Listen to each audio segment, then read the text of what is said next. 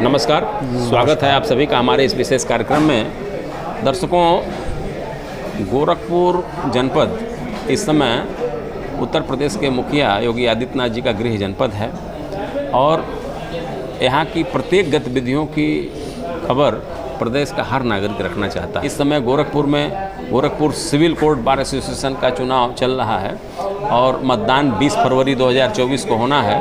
प्रत्याशी लगातार मतदाताओं से संपर्क कर रहे हैं, उनसे अपने पक्ष में मतदान की अपील करने की बात कह रहे हैं। मैं भी एक छोटा सा प्रयास करके उनकी आवाज़ बनने का प्रयास कर रहा हूं। तो उसी क्रम में आज हमारे साथ अजय कुमार शुक्ल जी हैं, जो उपाध्यक्ष पद जो 10 वर्ष से ऊपर का है उस पद के लिए आप चुनाव लड़ रहे हैं। तो मैं जानना चाहूँगा, इनसे बातचीत करूँगा और इनके बारे में मैं जानूँगा, इनके जीवन वृत्त के बारे में जानूँगा, इनकी कार्य योजना और प्राथमिकताओं के बारे में जानूँगा। शुक्ला जी, आपका हमारे कार्यक्रम में स्वागत है। नमस्कार। जैसा कि मैंने बताया है जी, मैं ये आपसे जानना चाहूँगा कि आपका जो जन्म स्थान है जी, आपके जो माता पिता हैं, आपकी जो शिक्षा दीक्षा है, उसके बारे में ज़रा अपने मतदाताओं को आप बताइए। मेरा पूरा नाम अजय कुमार शुक्ल है।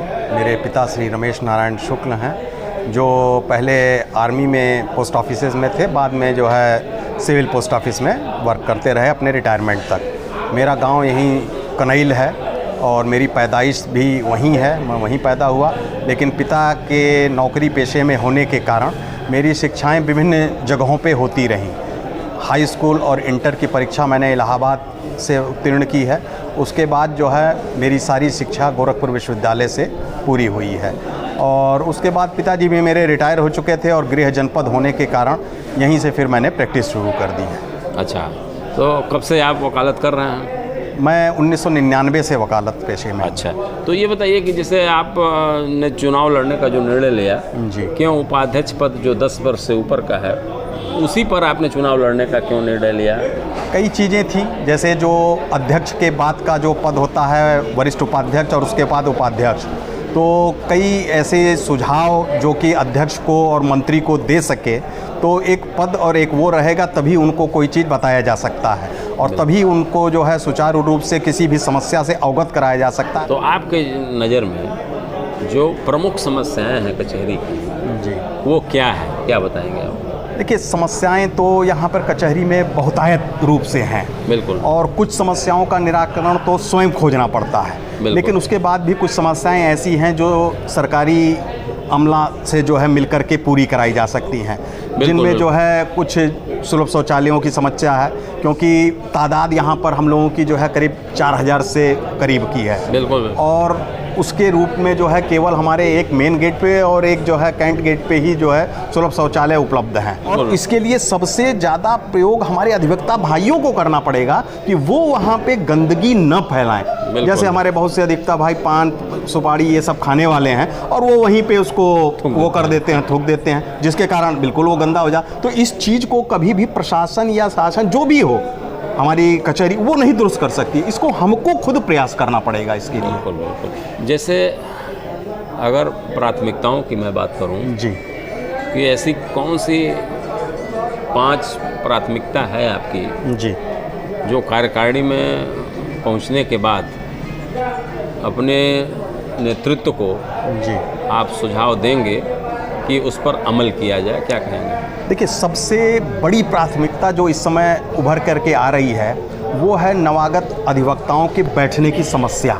लेकिन ये समस्या बहुत बड़ी है और इस समस्या के निदान के लिए हम लोगों की ये जगहें हैं, क्योंकि और जगह तो पैदा नहीं की जा सकती है इसमें। तो जो हमारे टीन शेड बने हुए हैं, इनको प्रशासन से मिल करके हम जो है मल्टी लेवल जब तक नहीं बनाएंगे कि ऊपर नीचे कई तल हो जाएं और उनमें अधिवक्ताओं को एडजस्ट किया जाए और एक निशान लगाया जाए जो है पेंट से कि ये इनको अलॉट हुआ है, ये इसमें रहेंगे, तो आने जाने की सुगमता से जगह भी रहे और सबका काम चल सके जो है। दूसरी प्राथमिकता आपकी क्या होगी? दूसरी प्राथमिकता ये है कि हमारी जो है 7 मंजिली इमारत बनी और उस इमारत में जो है हम लोगों के आने जाने के लिए 1-2 मंजिल तक तो आदमी सीढ़ी चढ़ करके चला जाता है, लेकिन इसके बाद की जो मंजिलें हैं उसमें जो है जितने भी 40 प्लस के लोग हैं उनके जाने में बहुत समस्या है। वो लोग बिना लिफ्ट के जान, और लिफ्ट केवल 2 हैं जिसमें से आए दिन एक लिफ्ट तो ख़राब ही रहती है।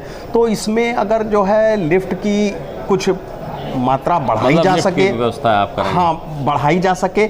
देखिए, व्यवस्था बार तो कर नहीं सकती है, हम लोग प्रयास कर सकते हैं जिला जज महोदय से कह करके या एजे महोदय से कह करके, क्योंकि ये बिल्डिंग उनकी है तो इसमें कोई भी वो करने का काम भी वही लोग कर सकते हैं हम लोग, लेकिन हम लोग सुझाव दे सकते हैं और अपनी बात कह सकते हैं उनसे। तीसरी प्राथमिकता आपकी क्या होगी? अब इसके बाद जो है हम लोगों के लिए जो है बार में, चाहे हमारे यहाँ जो पुस्तकालय है इसमें जो है किताबें बहुतायत मात्रा में नहीं आती हैं, या जो आती हैं वो कहीं चली गई तो वो गायब हो जाती हैं। तो वो थोड़ी सुचारू रूप से उसकी व्यवस्था उचित हो, ताकि जो है जो बच्चे आ रहे हैं या हम लोग भी हैं कि हम लोगों को भी कभी कोई ज़रूरत पड़ती है कि ये ला खोजना है, वो खोजना है, तो वो किताबें नहीं मिल, तो उनका थोड़ा रख रखाव और ये सब जो है ठीक ठाक हो, किताबों की व्यवस्था। हाँ, तो ताकि हम जो है वहाँ पे वो कर सकें। वहाँ जो है यहाँ पर जो है पेयजल की बहुत समस्या है।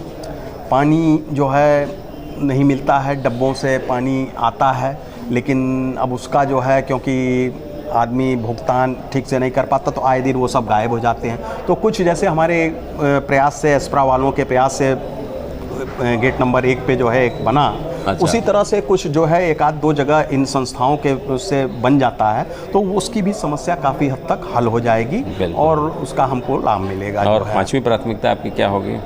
अब इस सब के अलावा एक बहुत बड़ी जो हम लोगों की समस्या है वो वाहन पार्किंग की रह गई है।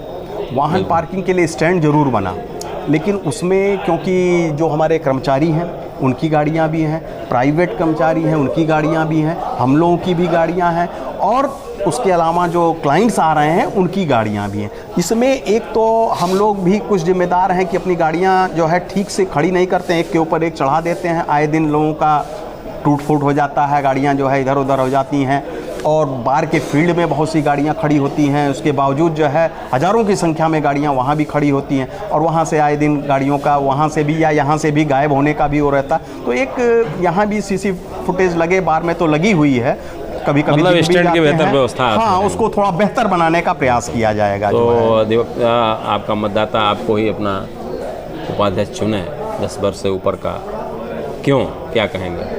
अब उसके लिए मैं यही कहूँगा कि मैं सालों साल अपने भाइयों के बीच में रहता हूँ, गुरुजन वृंद के बीच में रहता हूँ, और कोई भी उनकी ऐसी समस्या आती है या मुझसे वो कहते हैं तो मैं उसका निराकरण अपने बार के माध्यम से, हमारे जो अध्यक्ष मंत्री हैं उनके माध्यम से उसको तुरंत जो है निस्तारित करने का प्रयास करूँगा, और जितना भरसक अपना जो है सहयोग हो सकेगा वो उनको मैं दूँगा। बहुत सुंदर। शुक्ला जी, आपने अपना अमूल्य समय निकाला और मेरे आग्रह को आप स्वीकार किए, यहाँ आए और आपने बेहतर बातें बताई, अपने जीवन वृत्त के बारे में बताया, अपनी कार्य योजना बताई, अपनी प्राथमिकता को बताया। हम भी आपके उज्ज्वलमय भविष्य की मंगल कामना करते हैं कि आप उस पद पर आसीन हो, उसको सुशोभित करें। आप यहाँ आए, इसके लिए आपको बहुत बहुत धन्यवाद। मैं आपका बहुत आभारी हूँ कि आपने मुझे इस योग्य समझा और 2 शब्द कहने के लिए बुलाया।